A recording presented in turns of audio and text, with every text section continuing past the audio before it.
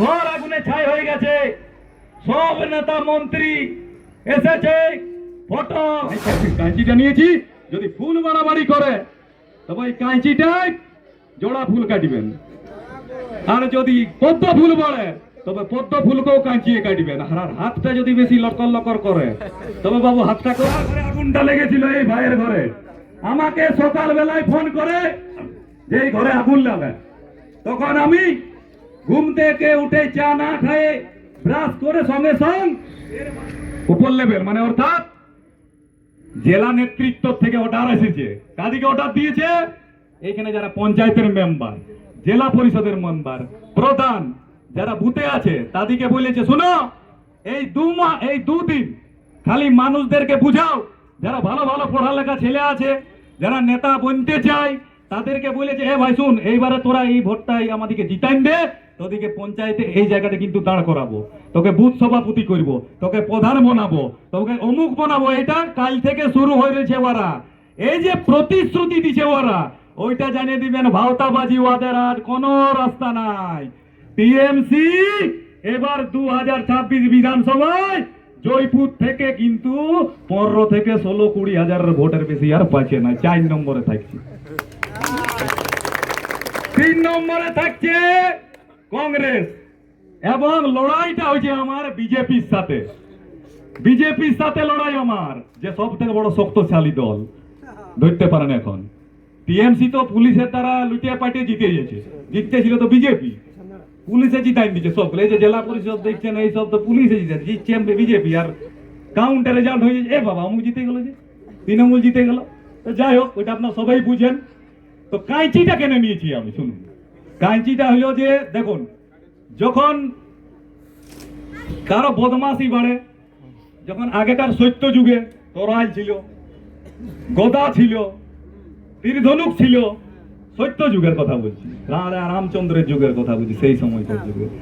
তখন যখন অন্যায় করতে গেলে ওই মুখে মুখে হইতো নাই, ওই কার ধনুষ চলতো, সান চলতো, তরাইল চলতো, একদম ফাঁক, একদম সারসের সান জুদা করে দিত, একদম মানে কিছু করারই নাই।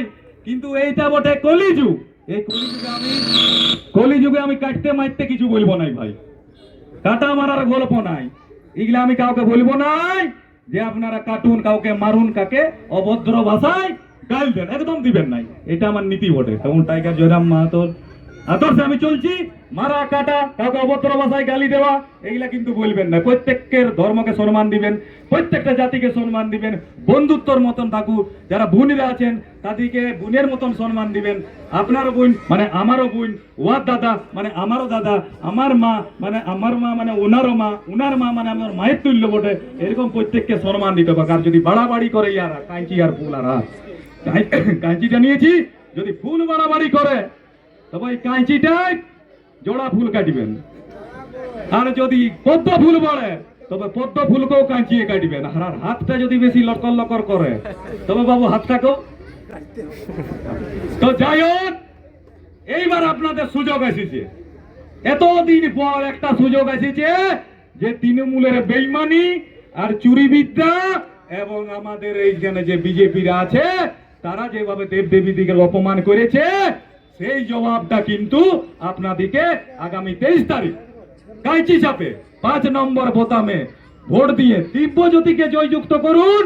দিব্যজ্যোতি আপনাদের জন্য, আমার প্রাণ আপনাদের জন্য বলিদান করতে রাজি আছে, সেবাতেই মরবো মরতে গেলে। এত বড় করোনা কাল পার হয়ে গেল, ডেলি 1000 মানুষের রান্নার খাবার আমার প্রত্যেক দিন বিধানসভায় রান্নার কাছে পৌঁছিত। প্রত্যেক আনাচে কানাচে করোনার সময় কেউ বেরাচ্ছে নাই, নেতা মন্ত্রীরা শুধু জয়পুরে নাই, পুরুলিয়া জেলাতে কোথাও নাই। সানি মুখার্জি ছিল বলরামপুরের, সে একটু বেরাতে ছিল, বাকি কাদিকে নয়, 2 দিন ফটো তুলে বেড়েছে। আর আমি যতদিন না করোনা শেষ হয়েছে দিব্যজ্যোতি ছাড়া নাই। আইসি মহাকাশ চৌধুরী বলছে, দিব্যজ্যোতি ডেলি টেস্ট করাবে তুমি যা ডাইরেক্ট মানুষের কাছে চলে যাইছো, তোমার কিন্তু সমস্যা আছে। আমি ঠিক আছে স্যার, রেসপেক্টেড স্যার একটা বললো, তখন আমার কর্তব্য স্যারের কথা মানা। যারা কোয়ারেন্টাইন ছিল, ব্যাঙ্গালোর, বিহার, ঝাড়খণ্ড থেকে যারা কাজ করে আসতেছিল, তাদেরকে ঢুকান দিতেছিল স্কুলে, কোন হোস্টেলে, জেলে যেমন আছে জেলে, সেদের জন্য খাবারগুলা আমাকে ফোন করতো নেতা নেত্রীরা, সেগুলো ছিল তৃণমূলে। দিব্যজ্যোতি দাও না, এখানে 100 জন এসেছে ব্যাঙ্গালোর থেকে, এদের ঘর যেতে দিবে না, তোমাদের খাবারের ব্যবস্থা আমার কাছ থেকে। এই তো বলছি, নানা রকম করে কর্মকাণ্ড যেগুলো আছে সমাজ সেবামূলক, তার সাথে দিব্যজ্যোতি জড়িত আছে। এবং আপনাদেরকে মা বোনরা যারা আছেন প্রত্যেকেই কিন্তু এক একজন, এইটা এখানে দিকে দুর্গা মন্দিরে আপনাদেরকে এই কথাটা হলো সব থেকে আমার দামি এবং আপনাদের আশীর্বাদ। প্রত্যেক মা কাকিমা যাদের ভোটার হয়েছে প্রত্যেকেই কিন্তু 10টা করে, বেশি না, এক একজন 10টা করে আমাকে ভোটটা কালেক্ট করে দিবেন ভোটদার থেকে, বেশি না, এক একজন 10টা করে আমাকে কালেক্ট করে দেন। মা ওই মা বলবেন যে ভাই দিব্যজ্যোতিকে দে, ঘরের ছিল ওটা, ও কাজে লাগবে বিপদে আপদে, তুমি বলবে 10টা করবে তো। এই দেখো প্রত্যেকজন এখানে দাঁড়াই আছি, আমি নিমন্ত্রণ করি নাই কাউকে, পয়সা দিয়েও ডাকি নাই, টাকা দিয়েও ডাকি নাই, এখনো খিদাতে আমিও আছি আর ইনারাও আছেন। এই যে খিদার জ্বালায় যে আমি এখানে আছি, এই যে শক্তিটা দিয়েছে, এই শক্তিটা আপনাদের শক্তি, আপনারা যে এই দাঁড়াই নিয়ে আমাদের মনোবলটা দিচ্ছেন যে দিব্যজ্যোতি কিন্তু এবার বিধানসভায় চাই, চুপচাপ কাঁচি চাপে ভোটটা দেওয়া চাই। এই বলে নিয়ে আমি আমার সামনে আরো বক্তারা